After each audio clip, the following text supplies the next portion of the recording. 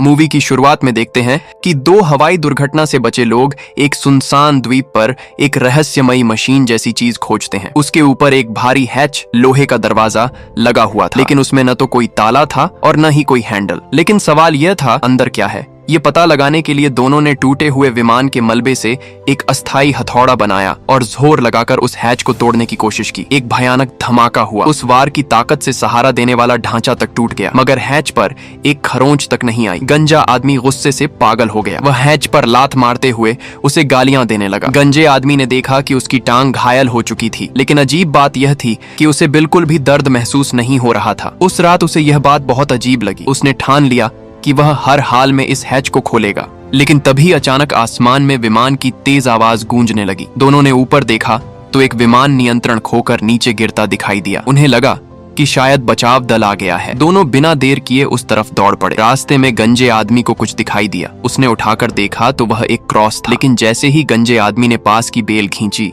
पेड़ से एक बुरी तरह सड़ी गली लाश नीचे गिर पड़ी। जेब में भारी रकम थी, साथ ही उसके पास 42 कैलिबर की पिस्तौल भी थी। उसकी पहचान तो नहीं पता चली, लेकिन इतना साफ था कि वह कोई आम इंसान नहीं था। इसके बाद दोनों आगे बढ़े और आखिरकार उन्हें एक विशाल पेड़ पर फंसा हुआ विमान मिल गया। गंजे आदमी की टांग का दर्द बढ़ रहा था, इसलिए वह चढ़ नहीं पाया। मजबूरन दूसरा आदमी अकेले विमान की जांच करने गया। विमान के अंदर उसे एक एयर मैप मिला, लेकिन वह ठीक से देखने भी नहीं पाया था कि अचानक विमान हिलने लगा। वह लगभग पेड़ से नीचे गिर ही गया था। थोड़ा संभलने के बाद उसने देखा कि विमान में कई बुद्ध प्रतिमाएं रखी हुई थीं। जब उसने उन्हें तोड़ा तो अंदर से ड्रग्स निकले, लेकिन तभी उसने देखा कि विमान का रेडियो अभी भी काम कर रहा है। वह खुशी से पागल होने ही वाला था कि अचानक विमान फिर से जोर जोर से हिलने लगा। लग रहा था कि वह किसी भी पल गिर जाएगा। नीचे खड़ा गंजा आदमी उसे चिल्लाकर बाहर आने को कह रहा था। अगले ही पल विमान पूरी तरह असंतुलित हो गया और सीधा नीचे जमीन की तरफ गिर पड़ा। भयानक धमाके के साथ विमान क्रैश हो गया। गंजा आदमी अपनी चोट भूलकर तुरंत उसकी मदद के लिए दौड़ा। दूसरा आदमी बुरी तरह घायल हो चुका था।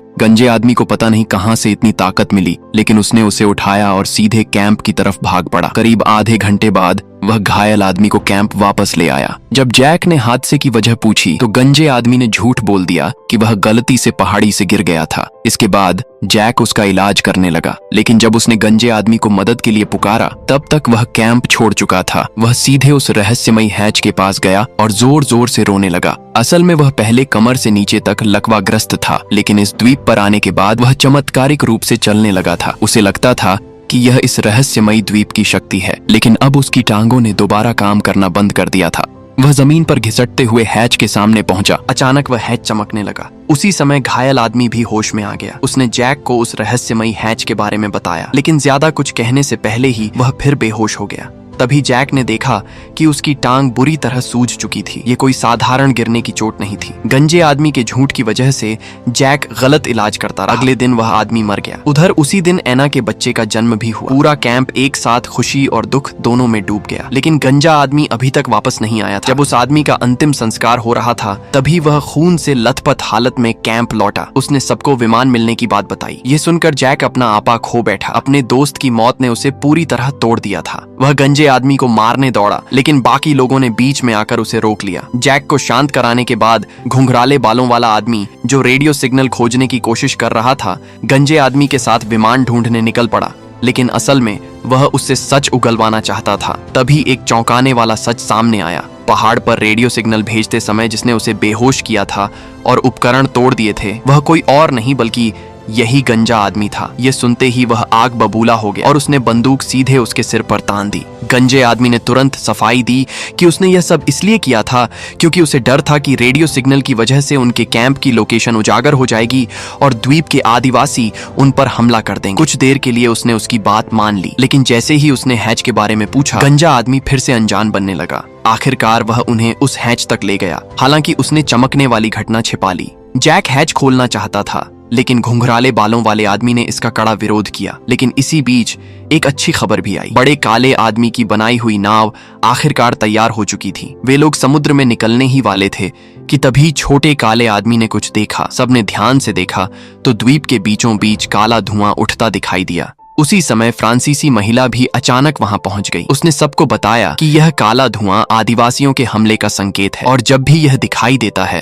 तब लोगों के पास सिर्फ दो ही रास्ते बचते हैं, या तो छिप जाओ या मौत का इंतजार करो। जैक और उसके साथी तुरंत बैठकर आगे की योजना बनाने लगे, लेकिन उनकी सबसे बड़ी समस्या यह थी कि वे कुल 46 लोग थे। इतने बड़े समूह को छिपाना लगभग नामुमकिन था। ऊपर से दुश्मनों की संख्या कितनी है यह भी किसी को नहीं पता था। अगर वे सीधे लड़ाई करते तो जीतने की उम्मीद लगभग शून्य थी। मजबूरी में जैक लीसा को लेकर उस रहस्यमयी हैच यानी जमीन के नीचे बने दरवाजे की तरफ गया। उसे उम्मीद थी कि शायद लीसा के पास उसे खोलने का कोई तरीका हो ताकि सभी लोग अंदर छिप सकें। हालांकि लीसा ने पहले कभी ऐसी चीज नहीं देखी थी। समय बहुत कम था, इसलिए सभी लोग तुरंत तैयारी में लग गए। लेकिन निकलने से पहले अचानक दाजुआंग नाम का एक आदमी जैक के पास आया। उसने बताया कि वह केमिस्ट्री का टीचर है और विस्फोटकों के बारे में अच्छी जानकारी रखता है। जैक ने तुरंत उसकी मदद स्वीकार कर ली। इसके बाद कुल 6 लोग यात्रा पर निकल पड़े। काफी देर तक चलते रहने के बाद अचानक लीसा ने सबको रुकने के लिए कहा। उसने बताया कि आगे का इलाका बेहद खतरनाक है। उसके पुराने साथी इसी जगह के आसपास मारे गए थे। लेकिन यह सुनते ही दाजुआंग डर गया और पीछे मुड़कर भागने लगा। जैक ने उसे रोकने की कोशिश की, लेकिन दाजुआंग पूरी तरह डर चुका था। वह बस इतना कहकर भाग गया, अपनी जान बचाना सबसे जरूरी है। यह सुनकर जैक गुस्से से भर गया। तभी अचानक तेज बारिश शुरू हो गई। पहाड़ों का रास्ता पहले ही मुश्किल था और अब बारिश की वजह से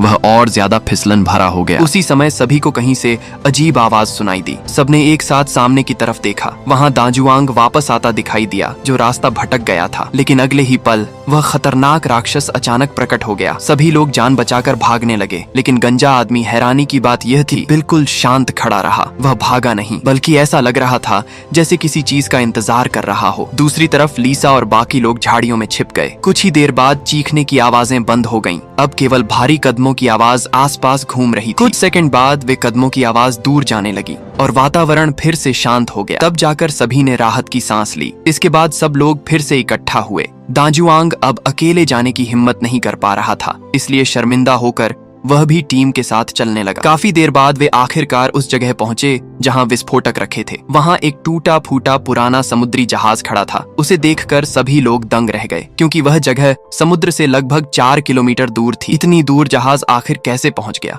लेकिन लीसा को भी इसका जवाब नहीं पता था। इसके बाद जैक, गंजा आदमी और बाकी लोग जहाज के अंदर गए। अंदर उन्होंने कई लोहे की जंजीरों से बंधे छोटे छोटे कमरे देखे। लग रहा था कि यह मध्यकाल का कोई गुलामों वाला जहाज था। जैक ने एक कमरा खोला। अंदर उसे विस्फोटकों से भरे बक्से मिले, लेकिन जैसे ही वे लोग उन बक्सों को बाहर निकालने लगे, दाजुआंग दौड़ता हुआ आया और उन्हें रोक दिया। उसने गुस्से में कहा, तुम लोग मरना चाहते हो क्या? उसने बताया कि उन बक्सों में बेहद खतरनाक विस्फोटक तेल भरा है। अगर हल्का सा झटका भी लगा तो तुरंत धमाका हो सकता है। सबसे पहले उसने बहुत सावधानी से विस्फोटक के दोनों सिरों को पकड़ा, फिर अपनी शर्ट पानी में भिगोई। उसके बाद उसने धीरे धीरे उस विस्फोटक को गीले कपड़े में लपेटा ताकि वह नम वातावरण में रहे और स्टैटिक बिजली पैदा न हो। वह गर्व से बोला, इसे कहते हैं प्रोफेशनल तरीका। लेकिन अगले ही पल वह सच में बहुत प्रोफेशनल तरीके से मरा। इतना जोरदार धमाका हुआ कि उसका एक टुकड़ा भी नहीं बचा। थोड़ा आराम करने के बाद जैक और गंजा आदमी फिर से कोशिश करने लगे। अब वे पहले से कहीं ज्यादा सावधान थे। सौभाग्य से कोई हादसा नहीं हुआ। आखिरकार उन्होंने विस्फोटकों को सुरक्षित तरीके से बैग में रख लिया। इसके बाद चारों लोग उस रहस्यमयी हैच की तरफ लौटने लगे। रास्ते में अचानक जैक ने देखा कि झाड़ियों के बीच काला धुआं तैर रहा है। उसे लगा शायद यह उसका भ्रम है, इसलिए उसने केली से पूछा, लेकिन केली ने भी वही चीज देखी। अब सभी समझ गए कि कुछ गड़बड़ है। वे तुरंत तेजी से वहां से भागने लगे, लेकिन तब तक बहुत देर हो चुकी थी। राक्षस उन्हें देख चुका था। तीनों लोग डर कर भागने लगे, लेकिन गंजा आदमी फिर भी नहीं भागा, बल्कि वह उत्साहित होकर सीधे राक्षस की तरफ बढ़ने लगा। जैक को तुरंत समझ आ गया कि कुछ गलत है। वह उसे रोकने वापस लौटा, लेकिन तब तक देर हो चुकी थी। राक्षस अचानक जमीन फाड़कर बाहर निकला और गंजे आदमी को पकड़कर नीचे खींचने लगा। जैक तुरंत उसकी मदद के लिए दौड़ा। आखिरी सेकंड में उसने गंजे आदमी को पकड़ लिया, लेकिन राक्षस की ताकत इतनी ज्यादा थी कि जैक चाहकर भी उसे बाहर नहीं खींच पा रहा था। आखिर मजबूर होकर जैक ने केली से विस्फोटक मांगा। उसने बम उठाकर सीधे उस गड्ढे में फेंक दिया। एक जोरदार धमाका हुआ, फिर वह काले धुएं में बदलकर गायब हो गया। लेकिन सबसे अजीब बात यह थी कि बच जाने के बाद भी गंजा आदमी खुश नहीं था। वह गुस्से में जैक को घूर रहा था। ऐसा लग रहा था जैसे उसे राक्षस को चोट पहुंचाना बिल्कुल पसंद नहीं आया। इसी दौरान दूसरी तरफ बचाव वाली नाव भी पानी में उतर चुकी थी। उसमें दा हेई, सैंग ब्याओ और पाउचाई बैठे थे। उनका काम बाहर जाकर मदद ढूंढना था। रात के समय सैंग ब्याओ ने दूर एक जहाज को गुजरते देखा। उन्होंने तुरंत सिग्नल फ्लेयर छोड़ा। कुछ ही मिनटों में वह जहाज उनकी तरफ आने लगा। सभी लोग बेहद खुश हो गए। उन्हें लगा कि अब उनकी मुसीबत खत्म होने वाली है। लेकिन जब सामने वाले लोगों को पूरी बात पता चली तो उन्होंने अचानक कहा, हमें वह छोटा काला बच्चा दे दो। दाहेई को लगा शायद उसने गलत सुना, लेकिन सामने वालों ने दोबारा वही बात कही। वे बच्चे को अपने साथ ले जाना चाहते थे। सैंग ब्याओ को तुरंत खतरे का एहसास हुआ। उसने धीरे धीरे अपनी बंदूक की तरफ हाथ बढ़ाया। अचानक सारी लाइटें बंद हो गईं। सैंग ब्याओ ने तुरंत गोली चला दी, लेकिन निशाना चूक गया। उसी समय सामने वालों ने गोली चलाकर उसे समुद्र में गिरा दिया। पाओचाई तुरंत उसे बचाने के लिए समुद्र में कूद गया। मौके का फायदा उठाकर दुश्मनों ने दाहेई को भी समुद्र में फेंक दिया और उस छोटे बच्चे को अपने साथ ले गए। जाते जाते उन्होंने एक बम भी फेंका, जिससे बचाव वाली नाव पूरी तरह नष्ट हो गई। दाहेई बस बेबस होकर अपने बेटे को जाते हुए देखता रह गया। दूसरी तरफ जैक ने गंजे आदमी से पूछा,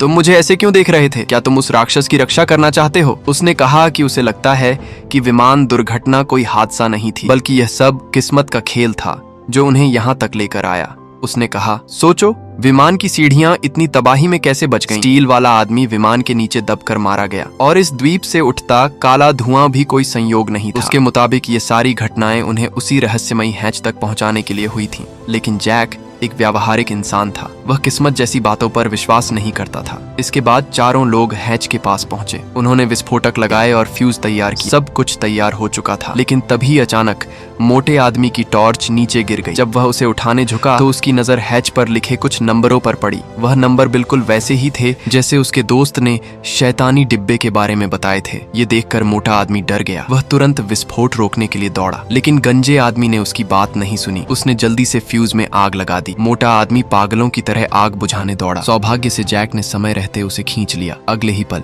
एक भयंकर विस्फोट हुआ। पूरा आसमान आग की लपटों से भर गया। धुआं हटने के बाद उन्होंने देखा कि हैच पूरी तरह टूट चुका था, लेकिन अंदर का दृश्य देखकर सबकी आंखें खुली रह गईं। वहां एक बहुत गहरी सुरंग थी, जिसमें नीचे जाने के लिए लंबी सीढ़ियां बनी हुई थीं। उस सुरंग का अंत दिखाई ही नहीं दे रहा था। ऐसा लग रहा था जैसे इस रहस्यमयी द्वीप का सबसे बड़ा राज और शायद उनकी किस्मत का आखिरी पड़ाव उसी सुरंग के अंदर छिपा हुआ था। ऐसे ही और मूवीज एक्सप्लेनेशन देखने के लिए चैनल को सब्सक्राइब कर लेना।